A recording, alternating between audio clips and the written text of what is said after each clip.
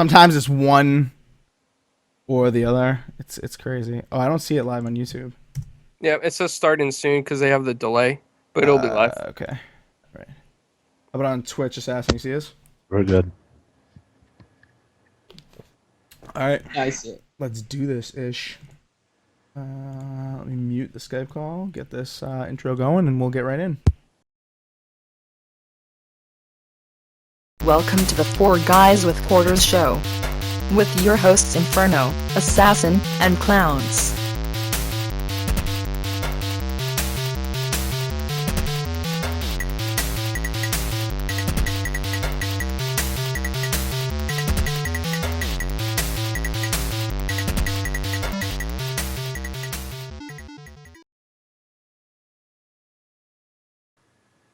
Alrighty, welcome everyone to 4GwQPodcast podcast, episode 90 for June 3rd, 2016. Rarely on a Friday, but I had a little bit of an issue yesterday where I had to postpone it. Sorry if it screws with everyone's schedule. We're not going to run too much in a crossfire, I promise.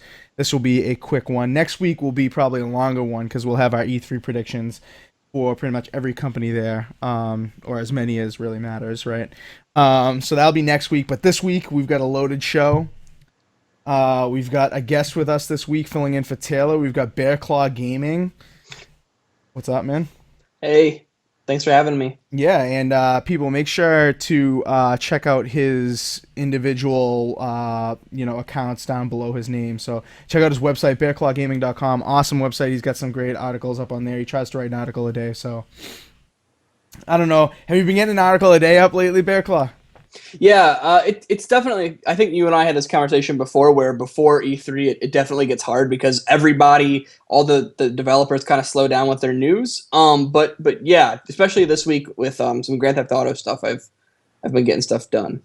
Awesome, man. Yeah, so check out bearclawgaming.com and check him out on Twitter as well, and hit him up on Xbox. He plays a lot of Overwatch. He's looking for really good players from the community to play. So if you're on Xbox, you love Overwatch, definitely give him a follow and give all of us a follow as well on there. So making his 90th straight appearance, almost at the centennial mark, ZPCI Assassin, what's up? Hello. Impressive, my friend, impressive. Perfect attendance. We've got Clowns this week with his webcam on. This is a rare feat. What's up, Clowns?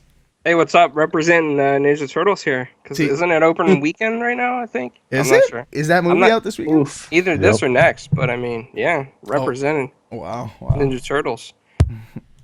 All right. So Clowns had to come on webcam to rep Ninja Turtles. I unfortunately have no Turtles gear on, but I will go see the movie. The first one was alright. I mean, I didn't hate it. I know Assassin hated it, right? It was alright. I don't know. I heard the second one's a big improvement, though. Oh, really? Okay. I'm game. Now, are you guys talking like the one like in 89 or 87 or something? No, those ones were No. classic. I'm talking about the first Michael Bay one. All right. Yeah, those ones were classic. All right, so this week we've got quite a few topics, but we're gonna bang through a few of them really quick. And if you would like, obviously, leave some comments in the Twitch and YouTube chat to let us know what you think about what we're saying, or give us an opinion about the topics as we go through. As always. So first we're gonna talk about what do we want to do first? Let's do the Nintendo at E3 first. So this week came some news that Nintendo is kind of backtracking on their E3 plans. Initially, they were just going to show off Zelda on the Wii U, not even on the damn NX. And they're not planning on showing the NX at E3, so they were going to rent out all this space and just do their little treehouse event that they do, and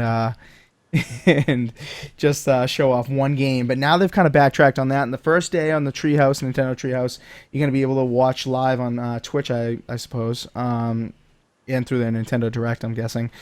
9 a.m. Pacific, they're going to start on the 14th. They're going to show off Zelda and Wii U, obviously. And they're going to show off Pokemon Sun and Pokemon Moon, first live gameplay of those two games. So let's just get opinions on those on that first day. So let's go to our guest this week, Bearclaw, for his first reactions to this new news that Pokemon Sun and Moon are going to be shown on that first day. Yeah, I think that's interesting. I think it's better than not having anything except for Zelda, obviously. But I'm also a little bit confused as to, and maybe this is just because I'm not a Pokemon guy, but I don't understand how it can be engaging to watch Pokemon. Like Zelda is a lot about new things, especially the new one. But Pokemon, and this is a good thing, is very formulaic since its original inception. So I don't know how you can get people excited to watch relatively familiar gameplay. But yeah, I mean, look, anything's better than showing 90 minutes of Zelda. So, I guess that's an improvement. Yeah, I guess on the showroom floor, I think the only really playable demo that I saw was Zelda Yeah, that's what I've on heard. their list. But I mean, I agree with you. Something different to show, not just that one game, especially on a console that is dying, that they've pretty much admitted is dying because they're releasing a new one so soon. So the people love their Pokemon, so they're giving them their Pokemon, and if it's not going to be much different than X and Y, then I think it's going to be a disappointment. Like you said, pretty formulaic in its approach every year, but hopefully we see something new and exciting that makes it different than those two that came out last round. Clowns or Assassin on this first day, Zelda and Pokemon games. I just want to say, I don't know if this has to do with their E3 presentation or not, but I heard a rumor that Nintendo delayed NX again to include VR support. Are you serious? I heard that. I'm not sure if it's true. I didn't fact check it, but I've seen 2 or 3 articles about it. I was going to ask Bearclaw if he's heard about it. I haven't heard that, but I'm skeptical. And again, I haven't heard what you've heard, but I'm skeptical. Reggie Fils-Aime, who I think is the president of Nintendo of America, correct me if I'm wrong, he said in the past that he thinks that VR isn't fun, which again, I think that's kind of a BS statement. I think it's a weird blanket to make. Mm-hmm. But that'd be an interesting backtrack for Nintendo. And I think Nintendo has always been a trailblazer in that, even if consumers don't necessarily want it, if Nintendo has an idea, they run with it. And I don't know if that's very Nintendo to say, we see this VR trend and we're going to jump on board. But I think that could be an interesting development. But no, I haven't heard it myself. Man, if they pull the guns out and surprise everyone with some sort of NX plus VR thing at E3, which I don't think they're going to. I'm not going on record, but 20 hours ago, Destructoid.com has an article. Nintendo reported delays NX production to add VR, and then the title of the article is "Device has a screen Nintendo cuts manufacturing by 10 million units." Interesting. Very interesting. Very interesting. So if they delay it again, and it's not extremely kick-ass like the Neos purported to be, and especially the Scorpio with the 6 teraflops of graphical power, it's gonna flop again. It's gonna be another Nintendo misstep late to the game, releasing stuff that's underpowered right out of the gate, essentially immediately obsolete. It's gonna be a fail. Well, and that's. Oh, I'm sorry. I didn't mean to that's interrupt okay, you. Bearclaw. Go ahead. Sorry again. That's the thing though, is and that's what kind of makes me feel bad for Nintendo is they released the Wii U, and for a second I think it was either on par or slightly more powerful than the 360 and the PS3 at the time. And correct me if I'm wrong, but then it's okay, 6 months ago everybody was like, okay, well the NX is going to be the most powerful thing, right? They've got this huge time slot where they can make the most powerful console, and then it's Neo rumors surface, and then Scorpio rumors surface, and then it's Nintendo is once again going to be releasing a console that's underpowered compared to competitors, and frankly, that's probably not great for them. Unbelievable. It's unbelievable to me that if they're going to delay it, and man, that VR better be really kick-ass. You better be able to put some friggin' overalls on and friggin' go to town on some Koopas and Goombas, because now, if you can't, it's screwed. Now, Clowns, does it say if it's going to be adopting Oculus or the HTC Vive, or is it going to be Nintendo's in-house VR? Does it say anything about that? No, they're not specific. It just says that originally it was supposed to be mass-produced mid-2016, but it's been delayed until mass production of mid-2017. So it looks like it's delayed almost a year before production. So by the time this comes out, and if Scorpio's out by then, this thing's like DOA. Unbelievable. Yep. Assassin, thoughts on this new developments in Nintendo showing Pokemon off at E3? I just want to know what the fuck Nintendo's doing. I mean, they put out, stupid consoles. They put out stupid gimmicks. I mean, who's running it? Let's get someone good over there. Dude, you don't want it. You don't want a tablet in your hands at all time and only lasts for 3 hours. No, if I want Come something, on, man. something in my hands that lasts 3 hours or even less, I'll put a PS4 controller in my hand. Unbelievable. Yeah. So cool that they're showing off Pokemon. If they show off this new VR thing, that would be sweet. I don't think that's gonna happen. I don't even think they're going to show the NX, man. Yeah, they're saying they're not, they're so but incompetent. man, that would be a huge thing if they did, though. You know, they're screwed if they don't, screwed if they do, because if they don't, everyone's gonna be like, oh, you know, you suck. You're only showing off a few games, and then if they do, they're like, oh, well, we expected it anyway. You know what I mean? We knew you were gonna do this. You know, surprise us with this. So, You know, if Nintendo was smart, they would just back out of the home console and just stick to handheld. Because I mean, That's where their they dominate. Yeah. I mean, that's what they should stick with. Advance handheld and stop messing around and screwing up your budgets over there with home consoles. Definitely. They can't pull it off. Definitely. And on day 2 of the Nintendo Treehouse at E3, they're gonna have some other pretty stupid games, or stuff I don't really care about. You know, I don't want to say stupid because I know people do. You know, people are fans of Monster Hunter, so you know that's not stupid, but to me it is. Monster Hunter Generations. I don't even know what console that's on, to be honest with you. They got Dragon's Quest 7 Fragments of the Forgotten Past, which I know nothing about, admittedly.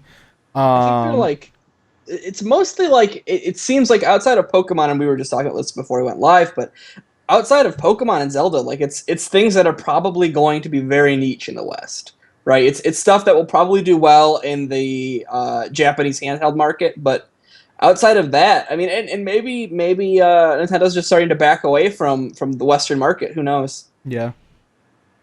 It would be a very sad day when Nintendo pulls out of this market, man. For me, at least. And I know I bash Nintendo, and I'm not a huge Nintendo fan these days. But I mean, I have a Wii U. I enjoy it when I play it. I just don't, you know, I'm not compelled to play it.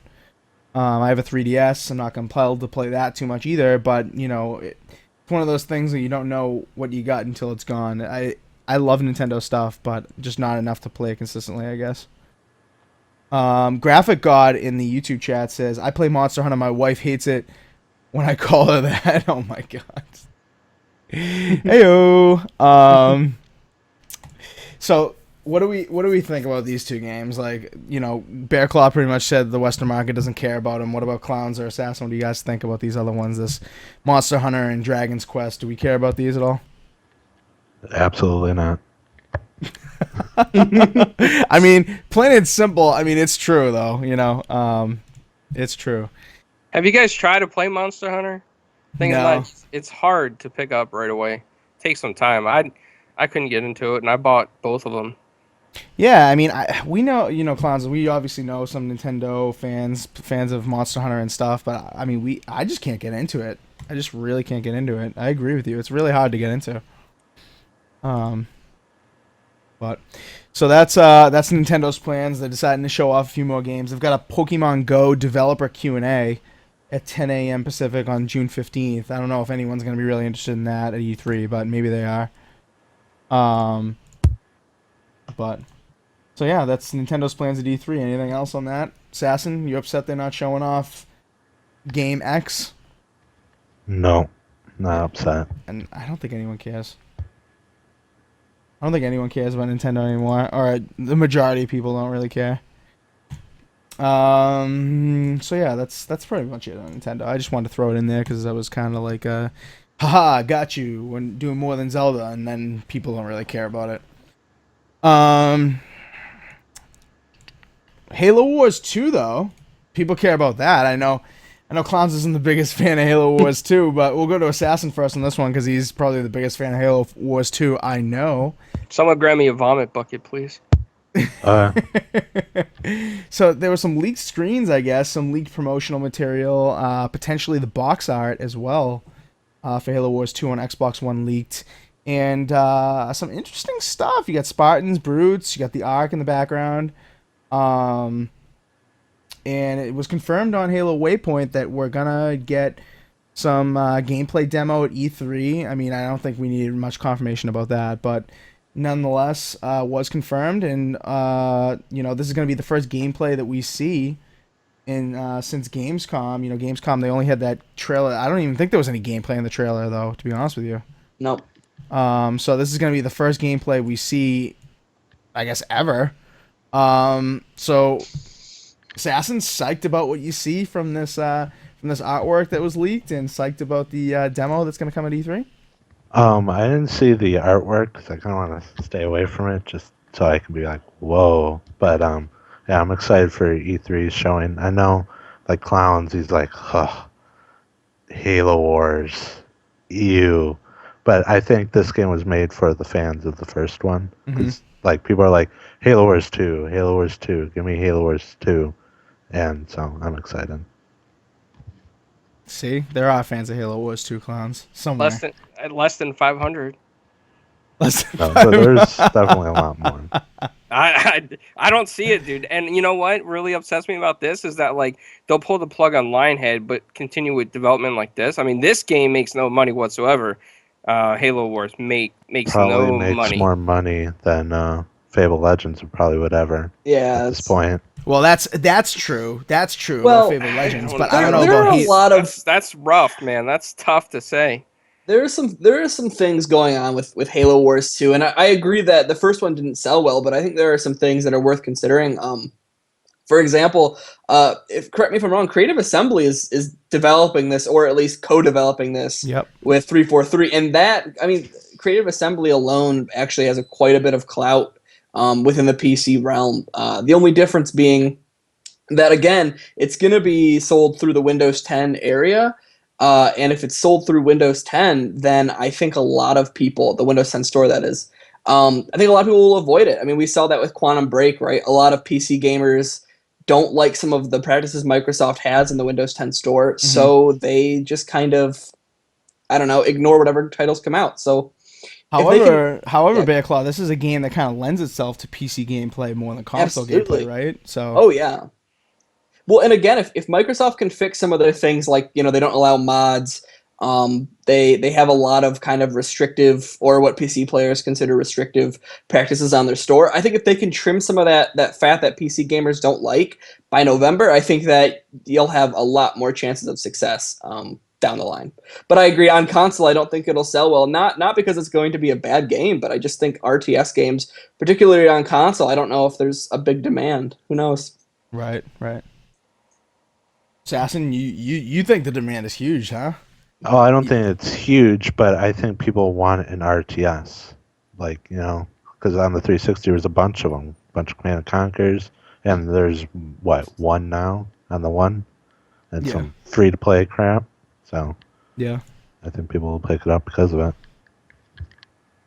Also, there's apparently, I know you didn't look at the screens, Assassin, but they do look kind of badass. I mean, I figure with the Xbox One and with the Windows 10 stuff, I feel like that there's going to be a lot more action than the original Halo Wars. Like, I'm a big fan of Command & Conquer back in the day. The original Warcraft games. You can get, like, tons of units on the screen at the same time. The thing I didn't like about Halo Wars too much, other than the fact that I think they just played off, like, an existing franchise and tried to milk it for what it was worth, was that I feel like there were more units and stuff like StarCraft and Command & Conquer, so...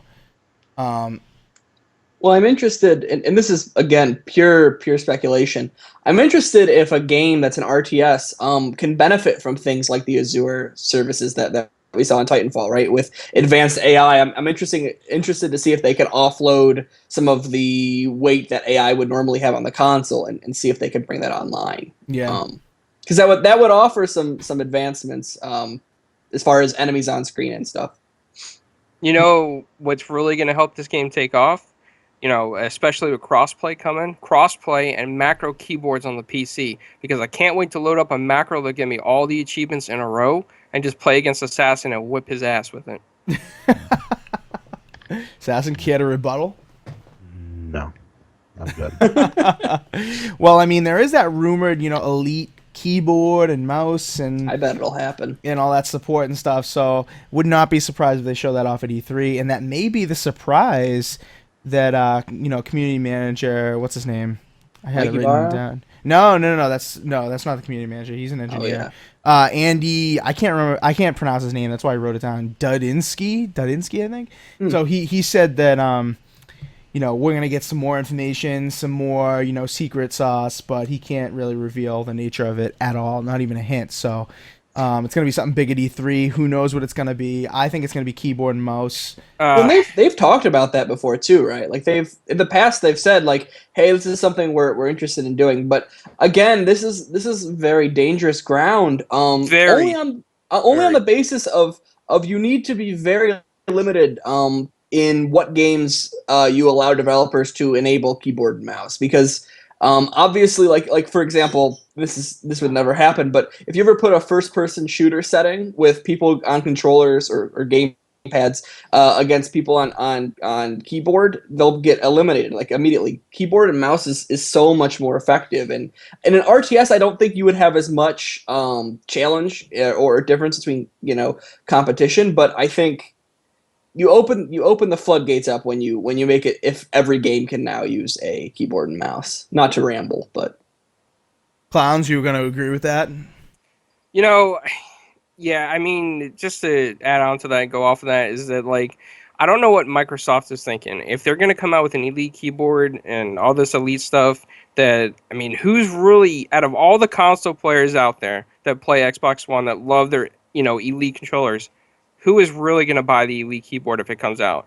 Number one, it's a big waste of research and development because they're gearing it towards the PC market. And once again, the PC market for Windows 10 is not like gonna bring gamers over here. It's just a waste of time because they got Razer keyboards with macros that are elite and all this stuff. So why make a Microsoft one? It's pointless. It's a waste of money. It's a waste of research. It's a waste of resources, and it's pure idiotic. Whoever thought of it's a complete moron.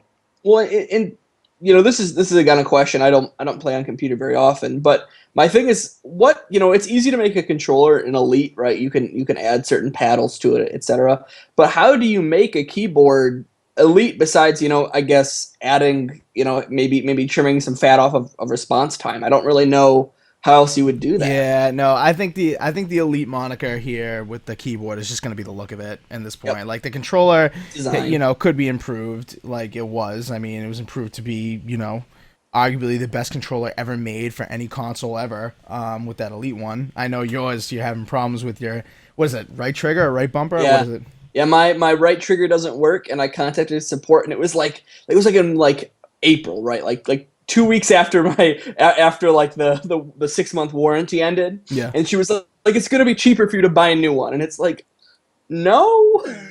Right. Not gonna spend $300 on controllers in 6 months. Right. So yeah, the Elite moniker I think is just gonna be the style. So I mean, if it looks badass, I'm not saying I'm gonna buy it because there's gonna be that increase in price just because it's on console. And Halo Wars, I'll play with my controller. Thanks. Like I played the last one with my controller. And I'm not looking to compete online or anything. If I play Halo Wars, I'm gonna just play through the single player, like kick Assassin's ass once in a while. But that's it. If that will ever happen.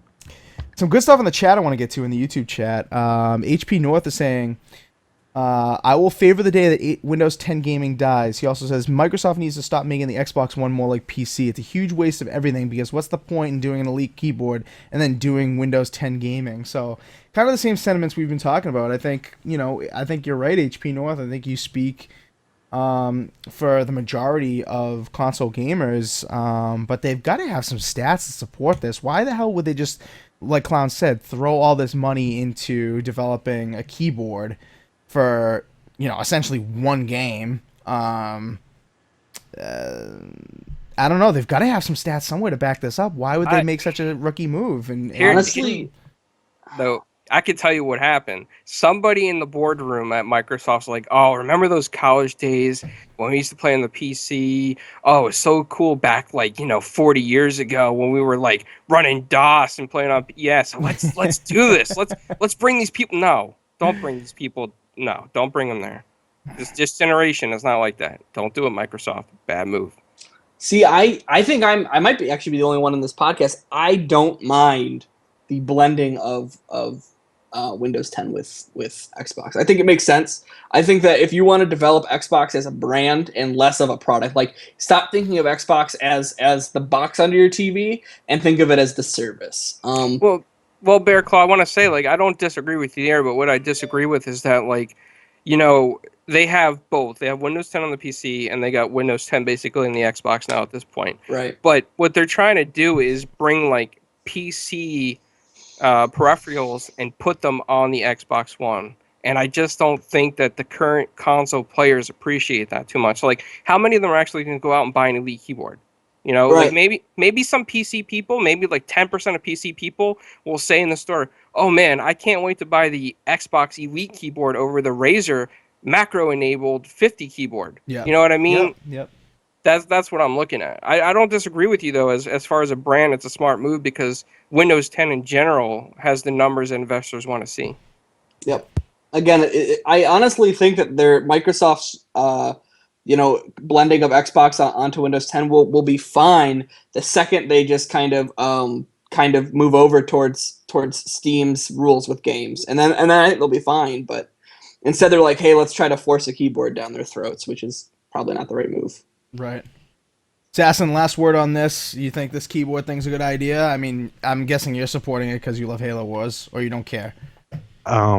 I'm not a big fan of the keyboard. I feel like since they are bringing the Xbox brand to everyone, PC, they have to cater a little bit to the Windows 10 people just because, we got Elite controller, they got nothing. We need to bring something to them for more money, so on and so forth. We can't just, hey, I love you console players and hi other people.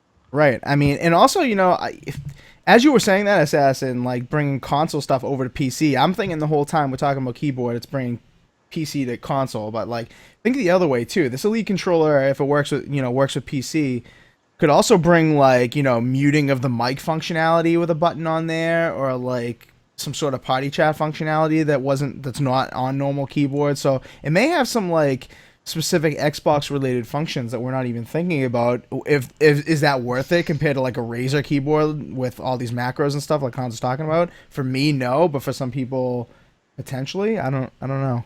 I just hope they don't get stingy, right? Like I hope that it's gonna be like they open the floodgate to keyboard periphery, and if you have one sitting at your desktop, you can just plug it in. I hope it's not like, if you want to use a keyboard on your Xbox, you have to buy ours, because that's what's gonna obviously upset a lot of people, and rightfully so.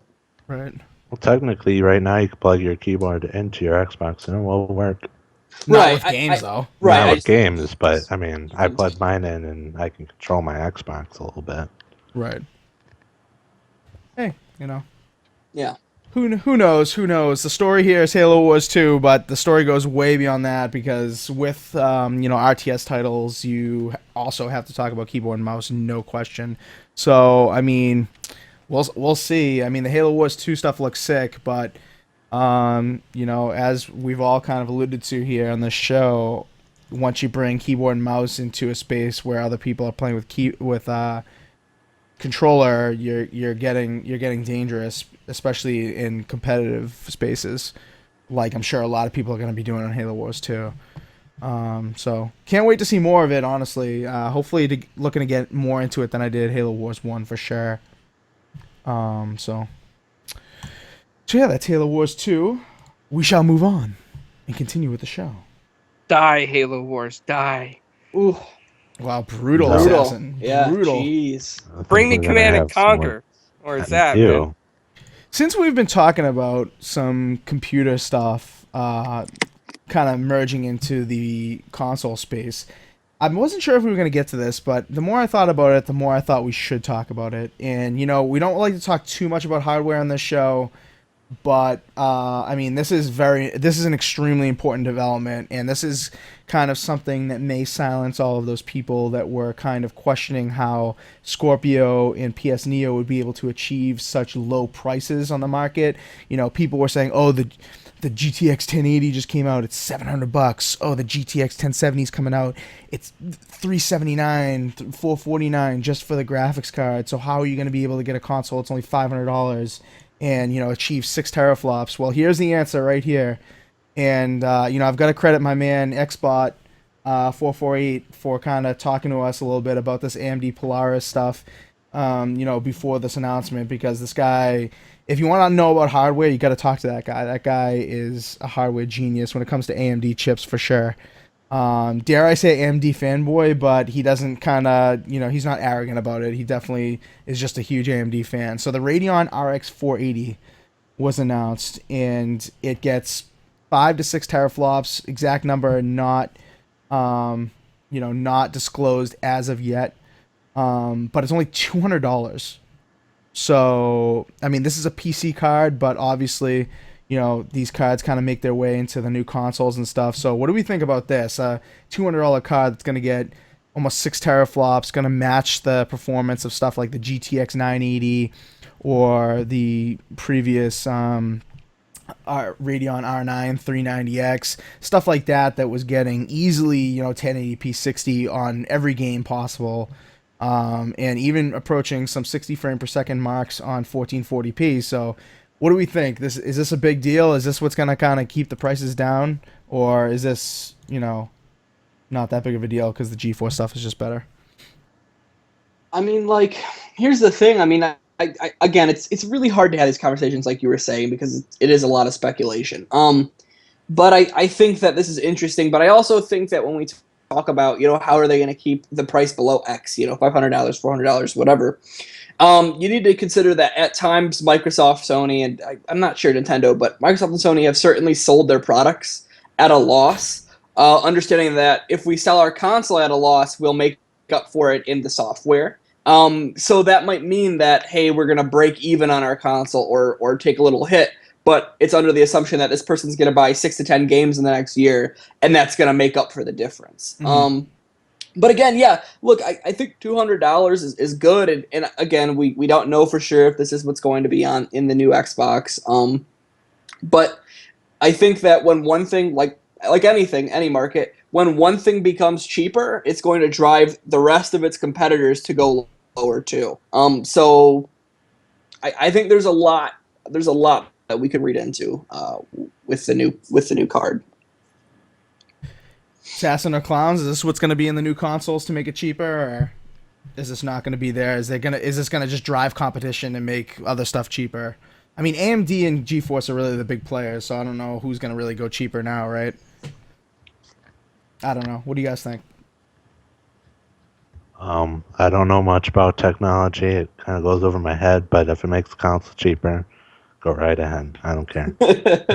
I mean, they've been using AMD stuff, in this past generation or the current generation. They've been using AMD stuff, so it only makes sense that they keep using AMD. And, coming out with a beast of a card that's only $200, it really makes me, even for my gaming PC that I'm building, rethink getting a 1080. Because, they talked about how 2 of these in SLI, or Crossfire as AMD calls it, outperforms the 1080 in a lot of regards. So why not spend $400 and get 2 of these instead of spending $600 and getting 1 of the GTX 1080? So, and with the consoles, people have this quote unquote console pricing in their minds. They assume consoles are just cheaper than PCs, you go $599 right? That was the joke with the PlayStation 3, and everyone was up in arms about how goddamn expensive that was. So, I mean, you got to keep the prices low enough to convince people to go for these, admittedly iterative console releases. They're not even full new generations. So, I mean, is this the answer? Trade-ins are the answer. I think that the Neo... I say that semi-seriously. I think that if the Neo and the Scorpio, or whatever they end up calling it, I think that the key to getting a high amount of people to agree to it, just 4 years into the life cycle, or in the PlayStation's case, 3 years into the life cycle, it's going to be that you offer them $100, $125 return in their console. I can afford to buy the Neo this fall, but I don't want to, and I don't want to spend another $400. Honestly, I think that when you have a life cycle this short, you need to incentivize I don't know. You need to incentivize someone to move up, because I think a lot of people, when the Xbox 360 cost $400 and lasted 8 years, nobody complained, because that's a lot of entertainment for the money, and this is essentially half that now. So Right. Clowns, what were you gonna say? It's hard to say, because what we need to see is the compatibility with this. Like, are games going to be compatible with this straight off the bat, or they're going to have to tweak them? You know what I mean? Like, what's compatibility going to be like? That's the most important step. But other than that, yes, it's going to drive hardware costs down, so they could produce better units at cheaper costs, cheaper for the consumer in the end. Yeah, I mean, it's good all around. And important to say that this is a VR-enabled chip here, VR-enabled graphics processor. So I mean, this is gonna fit the bill, I think, for Assassin and anime. I don't like anime. I just wanted to throw that out there for everybody. Oh my god. So yeah, what else is there to say about this? Yeah, I can't believe they're gonna release a card that's $200. It's in line with the GTX 980. Like, it's obviously not as good as the 1070 and 1080 that are just coming out, but it's also way cheaper. So, and for 1080 gaming, like, a lot of people are still gonna be doing 1080 gaming on their consoles for the next few years. It's, we're not gonna make that 4K jump quite yet. The install base on the TVs isn't even high enough to really push that, I don't think so. So that's half of my reluctance, man. Is I've been using the same 1080 TV for 3 or 4 years now, and it's like the investment of jumping to a Neo or jumping to an Xbox, the new Xbox is twice or more the cost just to get the 4K TV to actually utilize the new power. yes. It's becoming an expensive thing to buy the next console, I think. An expensive hobby indeed. And that's what people with consoles are trying to avoid. And that's why a lot of people with consoles don't go for the gaming PCs. It's because they're friggin' expensive. Yeah, you can get a $300 little like Steam box that goes under your TV and plays just as good, if not just a little bit better than the current gen. But people want the best, and if you want the best, you're spending $1,000 if you build your own, no doubt about it. So, people buy the consoles. They're guaranteed good games. Everyone has the same experience. You have a good multiplayer and all that. Multiplayer community and all that jazz, and yeah, it's becoming a very expensive hobby, and hopefully a card like this will keep the prices of those new consoles down. I don't want to see the Neo or the Scorpio revealed and it's $600. Like, I definitely don't want to see that. That would be a disaster, I think. So stuff like this is definitely, in my opinion, great, because now we see that there is a card that can be produced and sold at profit for $199 that produces good enough stuff for 1080p 60 consistently and VR. So it's the best of both worlds, really. Let me see the YouTube chat. I feel like a lot of people are talking, and for some reason it's not auto scrolling for me. Yeah, mine's glitched up too whenever I try to use it. I don't know what's going on. It's a Google thing, apparently. Poison Ivy says, I still have an RCA TV to play my older consoles. So there you go. Like, people are reluctant to make the full jump even for that stuff. And yeah, I mean, like, people just have expensive hobbies, so a lot of people are willing to spend money, but me personally, I'm not going $600 on a console. I'm sorry, especially not an iterative one. So they better keep it at $500 or lower. I wouldn't even consider a trade-in deal for it, to be honest with you. Agreed. Anything else on AMD? Shout out to Xbot again. Good call on the AMD stuff. It's definitely way cheaper than GeForce, than Nvidia. Way cheaper. What else? Oh, Assassin's favorite topic I think we'll do next. Destiny. Oh boy. Everyone remember Destiny? That little game that came out a couple years ago? Not even a couple years ago. A year and 6 months ago, something like that. It's coming out with their new expansion. It's supposed to be called Rise of Iron, right? But that hasn't been officially released. Is that right, Assassin? I believe so, yeah. Yeah, the name hasn't been officially released, but I guess we're going to get a stream about the expansion before E3, so they're not going to wait until E3 to tell you about it. You're going to hear about it June 9th, 10 a.m. Pacific Standard Time on Bungie's Twitch. You'll be able to hear all about the new expansion. So that's supposed to be bigger than The Dark Below and House of Wolves. I don't know if it's as big as Taken King or not, but Assassin, maybe you have more information about this that I don't know. You probably have more than I do at this point. Are you stoked for it? I know you don't really you get a love-hate relationship with Destiny. You go through waves, but you think you're gonna pick this one up? I mean, they would have to really convince me because I have to save up a shit ton of money this fall. So we'll see. Well, maybe it's not gonna be because Taken King came out. It was like how much was it? $40? 50? Yeah. 40? Yep. So I don't know if it'll be 40. That's the thing, and I again, Assassin, did you play a lot of the Taken King when it came out? Yeah. Religiously, he stayed up all night. Taco Bell runs, Mountain Dew runs, the whole bit. Okay, well, I wasn't quite that dedicated, but I played a lot of the Taken King, and I think that it did a lot of things right. It fixed a lot of the issues that I did have with vanilla Destiny, but then I had the same issue I had that I have now with the Division, where it's been a month and I no longer really feel like jumping back in. And I wonder though if they can release DLC that's going to be $30, $40, $50. I'm going to play it for a month, then I'm going to have the same thing. I'm starting to get that fear from Bungie. Granted, I don't think Bungie cares if we play it after a month because they already got our money. Right. Yeah. I don't know. Clown's thoughts about this new expansion? Interested at all? I forgot what Destiny was. I thought it's like something that you do with your life or something, where you're headed on a path. But I forgot about the game already. So, no, Unreal. not interested. If it's as good as Taken King, I know you guys were trying to tell me that Taken King, was a big improvement over Vanilla Destiny, that I should check it out. That Assassin's grinning over there because he knows he was trying to get me onto it. Assassin, don't even try to hide it, bro. Yeah, and I wish I didn't because I think I had more fun year 1 than year 2. Really? Yeah, because the moments like the Gjallarhorn, you got it. You're like, oh my god, I got it. There was YouTube videos of kids screaming and they removed that.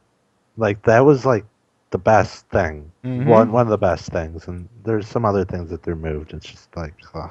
And then they catered for the people who can only play 2 minutes a day.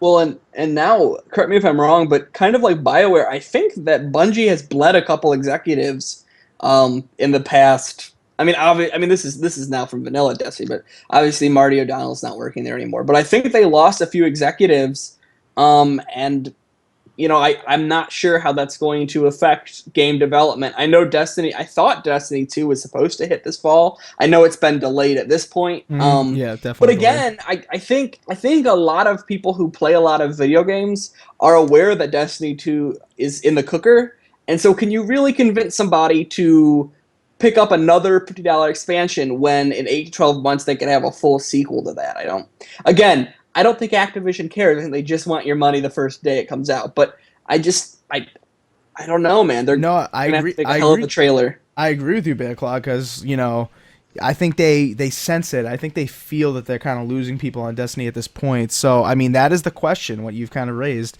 is the price. Is it going to be $50 or is it going to be cheaper? Because if it's $20 or even maybe $25, people are going to be like, all right, I might dabble in this for $25 until the next game comes out, say April or May of 2017 potentially, or maybe not till September. I mean, if it gives them a whole nother year, right?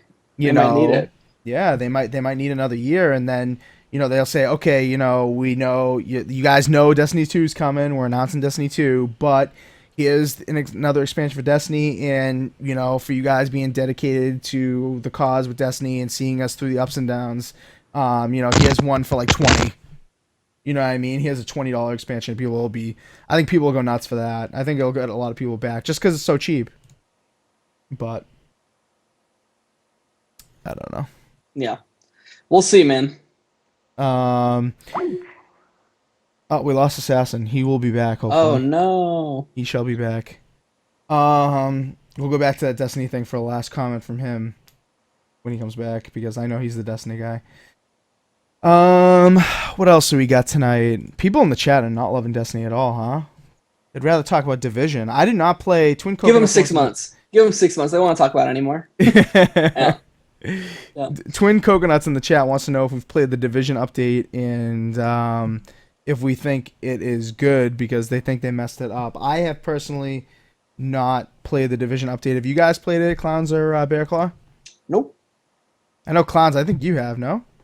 No, I mean, Assassin and I were gonna log in, and then he read like all the issues with it, and he was like, "No, I'm not doing this." You know, in his voice, that voice he does, and then he just quit the Wait. game like ASAP. What did I miss? Something Division. Have you played the Division update? Twin Coconuts wants to know. No, absolutely not. I don't See? think I'll probably ever touch it. To probably to Yeah. pay DLC if we still have the season pass. Right. Yeah, I think that's it. But the chat is definitely down on Destiny, and I think a lot of people are. So they got to bring it out for like 25. What were we gonna say about Destiny Assassin? Anything? Well, when with microtransactions first came out, they said that all their money would go to free DLC. Yeah. So why would they put out a $40 stupid DLC and then totally go back on their word? I just don't know. Because they think you're stupid. Yeah, well, Not you specifically, but everybody. Yeah.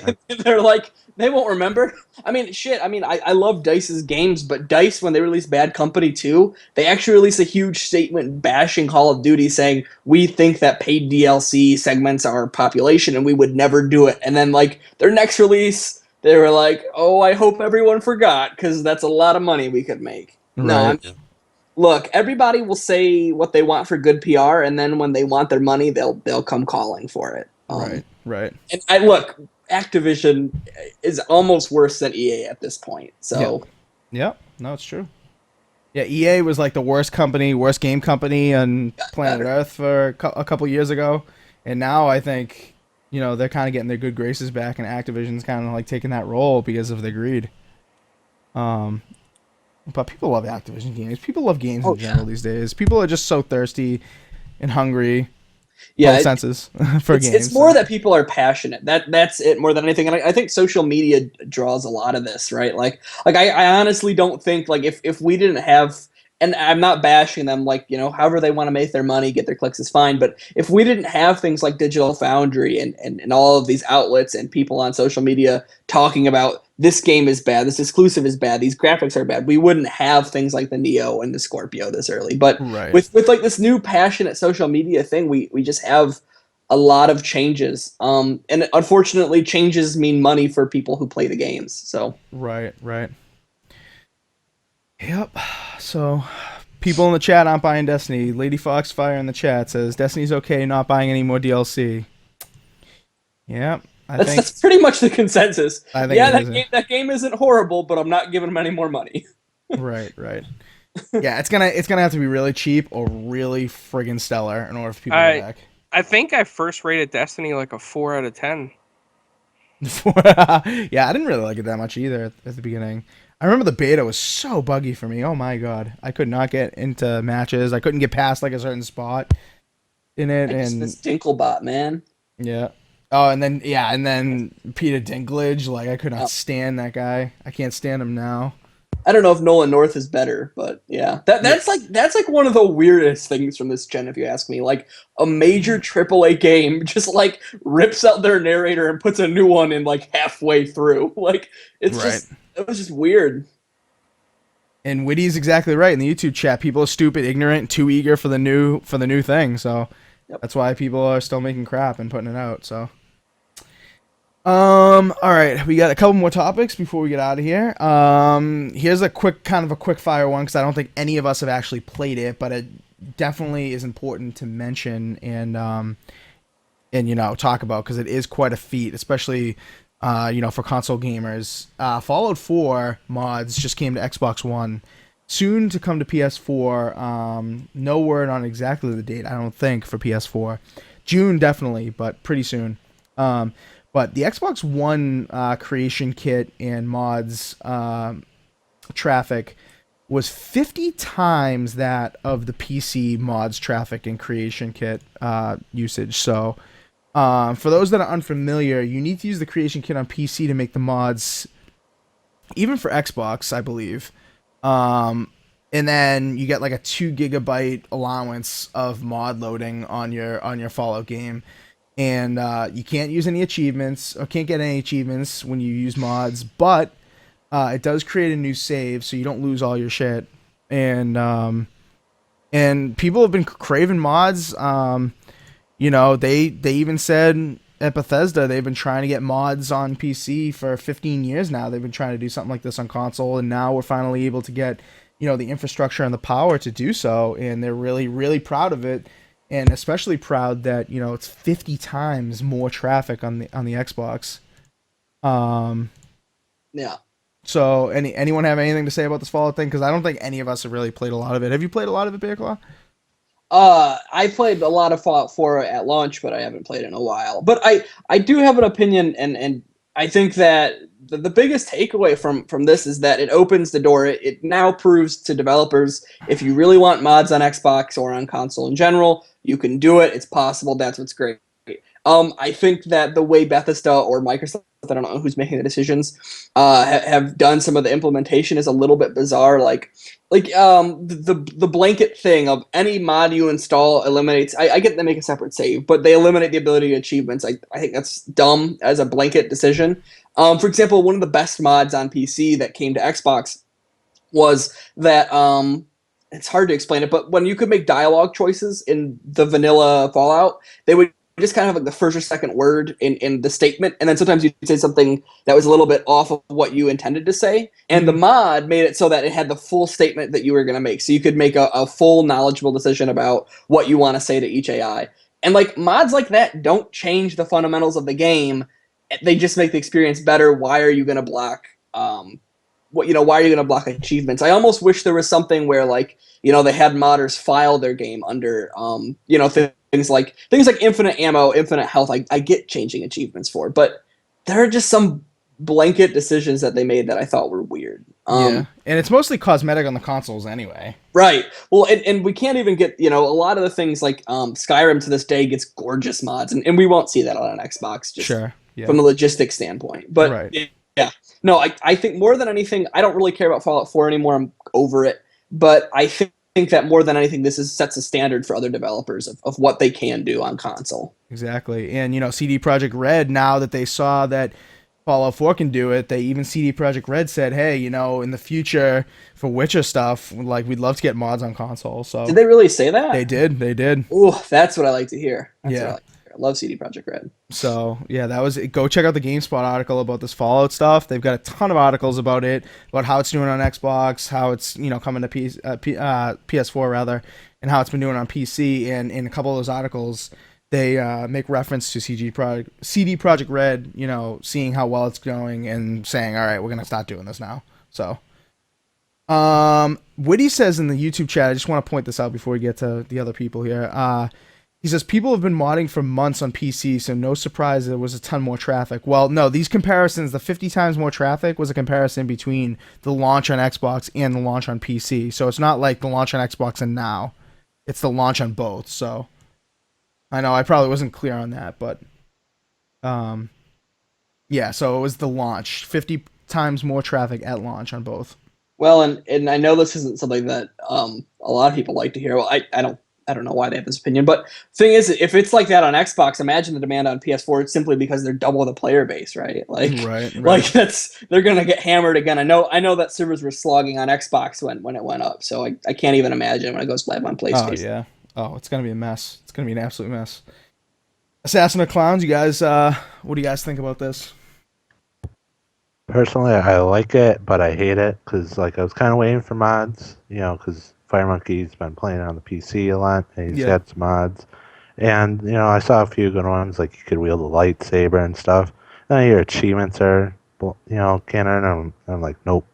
Yep, that's exactly how I am. I'm like, yep. I don't know. Yeah. What were you going to say, Bear Claw? No, it's like what I said before. It's like there are some, like, again, I get it in certain circumstances. Like if it's all, you know, unlimited stim packs, I get it, disable my achievements. But if it's just like adding a skin to an already existing weapon, or I saw one of the mods is whenever you shoot the laser rifle, it makes a pew pew pew, and like that's just funny. Like you don't need to disable achievements for that. Like I mean, again, it's in its infancy on console. Hopefully they can iron some things out going forward. Like in the instance that Assassin just said with the lightsabers and stuff, like why are you disabling achievements for that? Exactly. Right. If it's cosmetic, then who cares? Like change the dog into a cat, great. Like, Right. oh, I want a cat instead of a dog because I'm a cat person. You know, extreme example, but let's just say hypothetically, I'm a cat person, so I want a cat following me around instead. Oh, no achievement, sorry. Yeah. Like, come on. Yep. Clowns, what do you got to say about this? Anything? You know, if the PC can keep achievements, the Xbox should be able to as Word. well. I Yep. mean, I can see like Bear Claw saying like the infinite mods and stuff like that, weightless mods, things like that. Yeah, but I think for Xbox as a whole, they just have to cut the whole thing out because they can't pick and choose, and they don't condone cheating, although they are now condoning mods. So I think that's why they cut it out. It's just because they can't pick and choose which ones to select. Exactly. Yeah, exactly. You know, and I guess this is me kind of being a jerk, and like I like competing with friends with achievements, but like achievements are when you really boil it down, and again I'm a big achievements guy, but when you really boil it down, they're arbitrary points. They don't really do anything. Does it really matter if I can glitch my way to go to 1,000 points on a game? Like, does it really matter? I mean, and again, I love beating my friends every month. I typically can pull it off, but is it really worth disabling achievements? I don't know. I think for the diehards are really going to get into this, they probably will already beat the game or whatever and get all the achievements, like Poison Ivy said, and then they'll go back and mod. But you know, not everyone's like that. So I mean, if it's just cosmetic, why not just let them have their achievements? I don't. For some people, though, achievements really do matter, though. Bear Claw. Now, has anybody specified if this was a decision by Microsoft, by Bethesda, or by both? No. About the mods, because that's another thing, right? Because it could just be a bizarre Microsoft policy. They've done some head scratching things in the past, so yeah, who knows? Question in the chat from David Jordan in YouTube. He says, "I heard console can only download 2 gigs for any one mod. Is that true?" Yes, that is true. You only get a 2 gig. I think it's cumulative, right? Yeah, it's not for just one mod. Yeah, it's 2 gigs, just 2 gigs of you know, combined storage for all your mods, and then you're gonna have to manage your mods after that, which kind of sucks. But from what I've understood, again, I haven't dabbled in it yet, so don't be upset if I'm wrong. But from what I understand, the mods are actually relatively small in size. So yeah, I think it's actually fine for most people. Also, I mean, there's also this idea of compatibility when you install 20 mods from 20 different creators. What's gonna happen to your file? Definitely. So yeah, we'll see. I don't know. I think 2 gigs is probably generous for now. Right. Well, we shall see. We shall see if people are complaining on YouTube or Twitter or whatnot. Yep. Or Bethesda's forums and such. Anything else about Fallout? I don't think so. Let me see. No, I don't think I had anything else for Fallout. You guys have anything? Assassin or Clowns? You guys gonna get back into it? Not mods are available. Assassin, I know you kind of said you were interested in mods, but you gonna get back into it at all? I don't know. Yeah. No achievements, boo. All right, that's it for Fallout then. Let's go to we got only a couple more topics. Hopefully we can get through them in like 10-ish minutes. First one's kind of like just a quick shot. Don't think we'll talk about this one too long. Watch Dogs 2, the reveal has been confirmed for E3. So Ubisoft's conference, there will be a Watch Dogs 2 reveal. Clowns is big thumbs up right away. So the original leak was from a guy on Twitter named at the Rad Brad. So the thing on the right of the screen, if you guys are watching the YouTube version or Twitch, it shows the Watch Dogs 2 logo and a glasses case with Watch Dogs 2 kind of advertising logo, name, whatever, kind of printed on it. So he said that Ubisoft sent him that. That was on June 1st, so kind of confirmed that Watch Dogs 2 is a thing. Not that anyone was surprised whatsoever.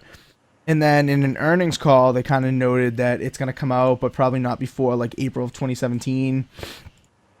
That's probably when it's going to come out, actually, April 2017.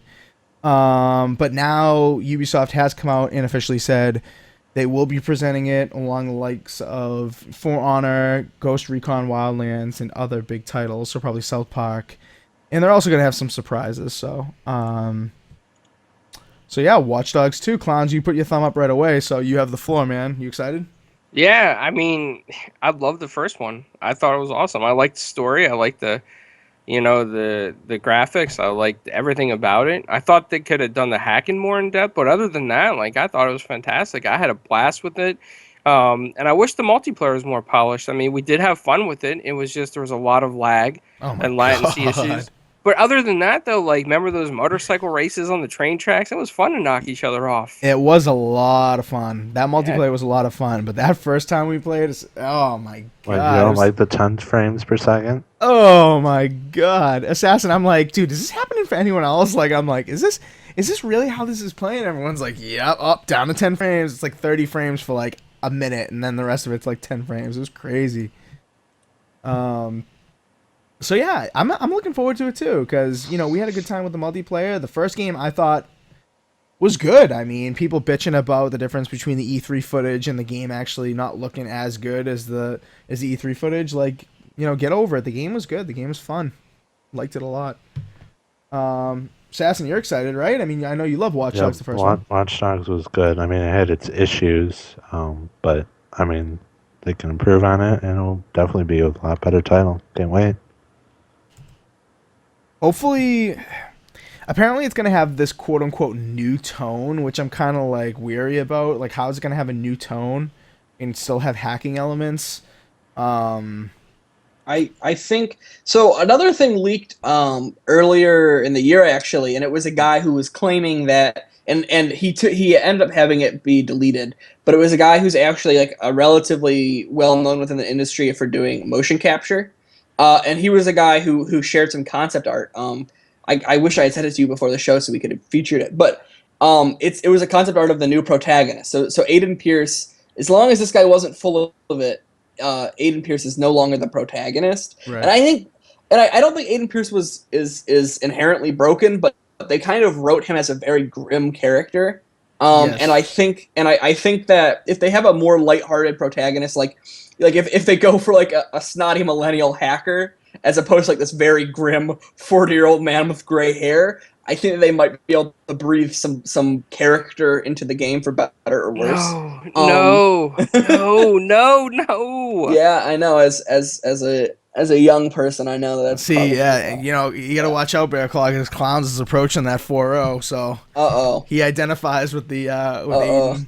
Well, no, you know what it is, Bear Claw? Like when I was growing up, right, right before my time growing up, they had Legion of Doom, Masters of Deception, like two big hacking groups that were really well known, and then a couple of them like spawned off, like and they influenced guys like Kevin Mitnick, what's his name, Adrian Lamo, the homeless hacker guy, Mafia Boy. So I mean, like those are like when I think of hackers, those are the guys I think of. I think of the guys that like. right.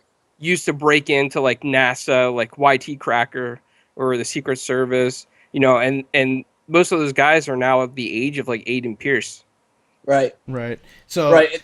that's what I think of too, to be honest with you, like older. It's just writer.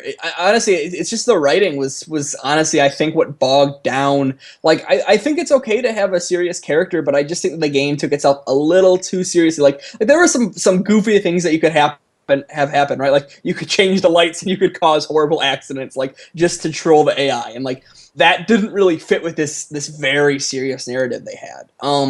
But again, this is something I like to think of. I'm not a massive fan of the first Watch Dogs. I think it was an okay game, and I wouldn't go much further than that. But I think it's worth mentioning that another game made by Ubisoft, Assassin's Creed, the first one, like pretty good. It had a good foundation, but it was really repetitive. There was some gameplay that wasn't fully fleshed out, and then Assassin's Creed 2 came out, and it was like, frankly, it's probably still the best game in the series, Assassin's Creed 2. Mhm. So, I mean, Ubisoft has a track record of turning around average games and making them incredible in a sequel. So I'm interested to see where they can expound on their success from the original. Yeah, like I'm with Clowns on the changing of the new tone thing. I'm really weary about that because unlike you, Bear Claw, I was a fan of the tone of the first game. Like I think the tone was perfect for the hacking thing. I think it fit well. I think the story kind of fit decently well. The writing was definitely not great. I will agree with you on that, but I think I don't think I'm done with Aiden Pierce necessarily. Like me personally in story, I don't think I'm done with him. It's kind of I don't like how some Ubisoft games just like abandon the stories of some of these people that are likable. Like Right. they're gonna have to really impress me with a new character in order for me to think like, wow, they should have just kept Pierce. Well, and that's the thing, right? Ezio became such a memorable character in Assassin's Creed that they stuck with him for 3 years, and then every single protagonist they've made afterward is like, yeah, he's okay, but he's not Ezio, and Yep. like that's how everybody feels about Assassin's Creed now. Yep. Yeah, it's dangerous for sure. Assassin, thoughts on potentially changing the protagonist in this one? I mean, go ahead. I mean, Aiden Pierce was good. I feel like they ended him pretty well. If they moved to someone new, go ahead. I mean, but if they brought him back, good for them, type thing. Yep. So it's coming. It's coming during the Ubisoft conference. I'm probably not going to be there. Did they confirm that 2017?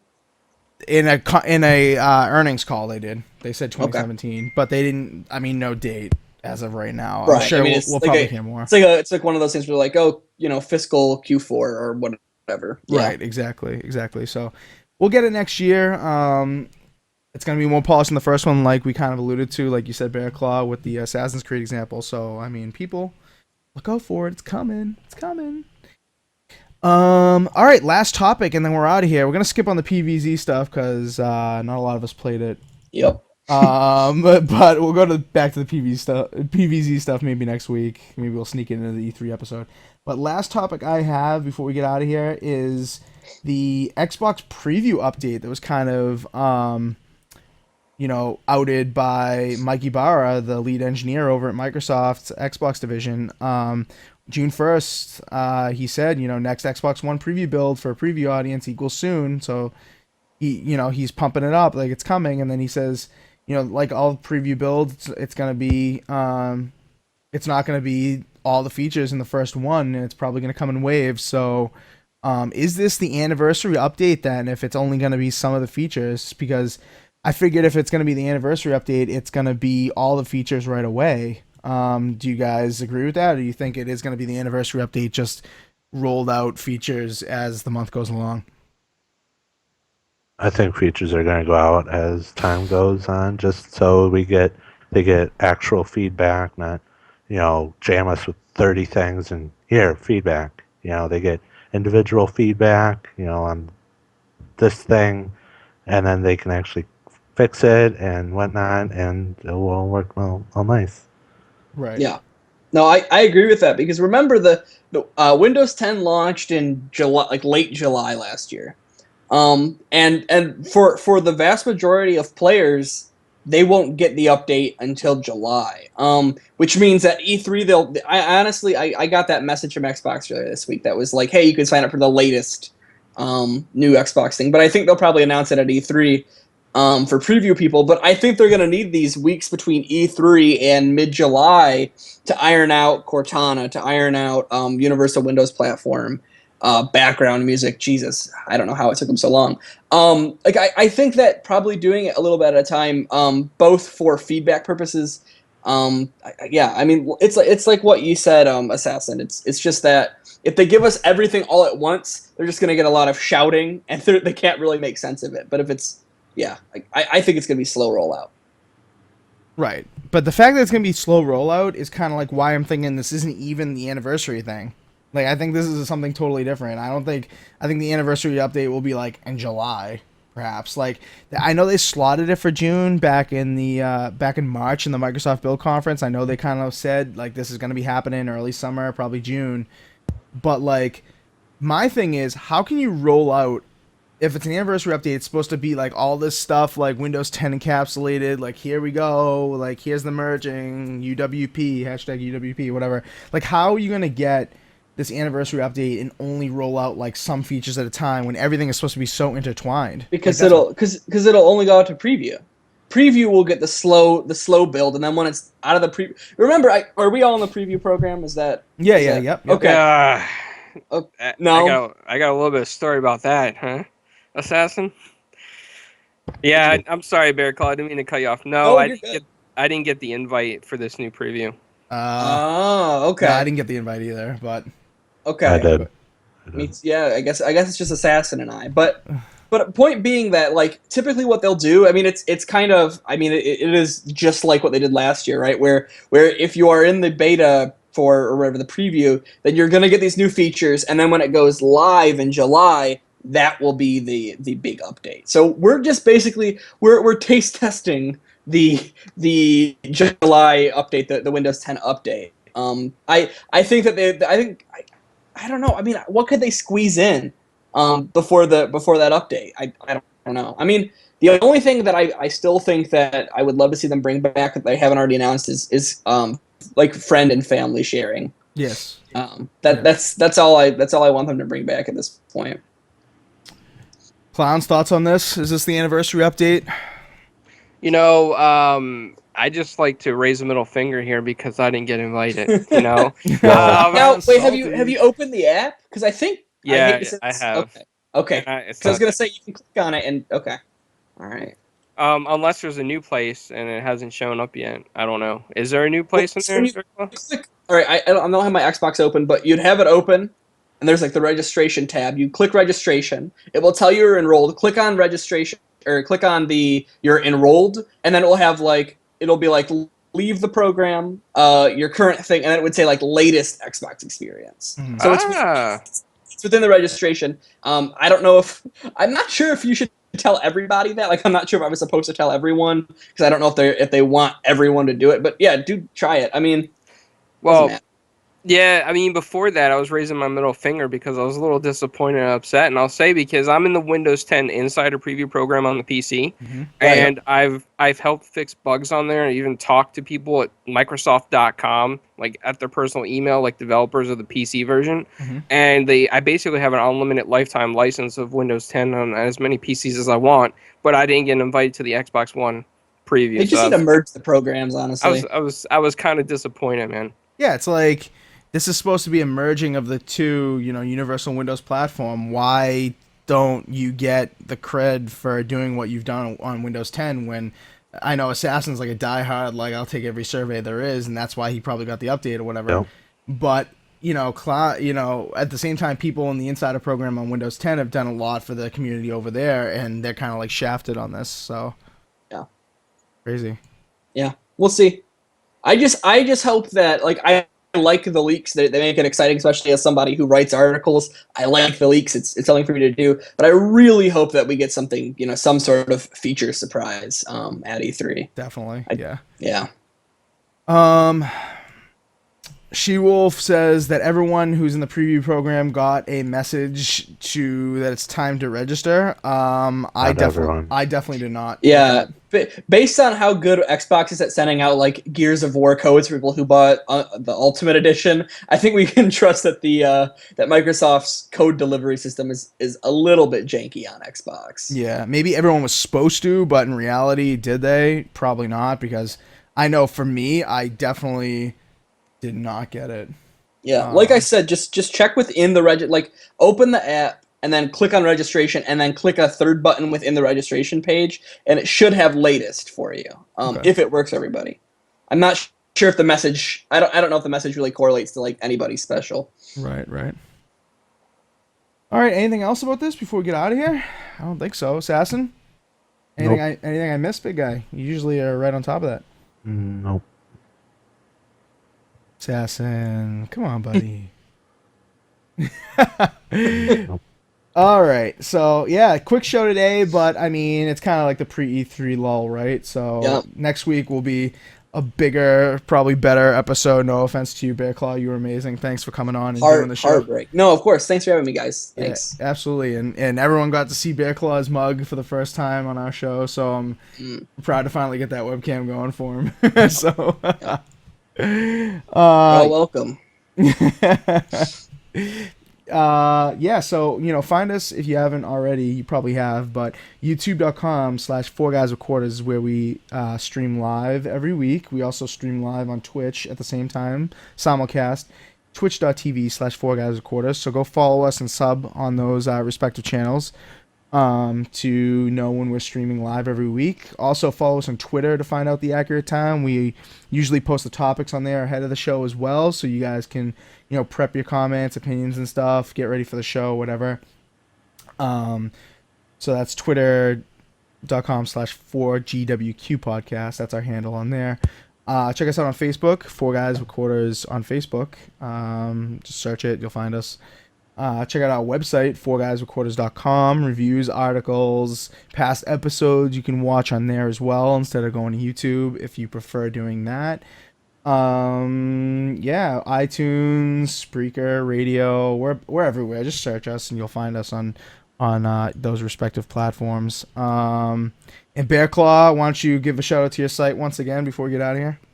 Yeah, for sure. So again, I'm on Twitter like it says here, but also at Bear Claw or just bearclawgaming.com. I do reviews and news. Typically try to do 3 to 5 articles a week, and then I do probably 2 or 3 reviews in the month. So yeah, I just put up a review for the NASCAR expansion for Forza. Yeah, I'd love for people to swing by and check out my stuff, and I'm always open to feedback, positive or negative. And again, thanks you guys and everybody in the chat and everything for hanging out with us tonight. That's great. Absolutely. Assassin or Clowns, any parting shots before we get out of here? Assassin, I thought you might have something, bro. I really did. I really thought you were holding that microphone. We are exhausted from trying to earn Minecraft achievements today. Okay.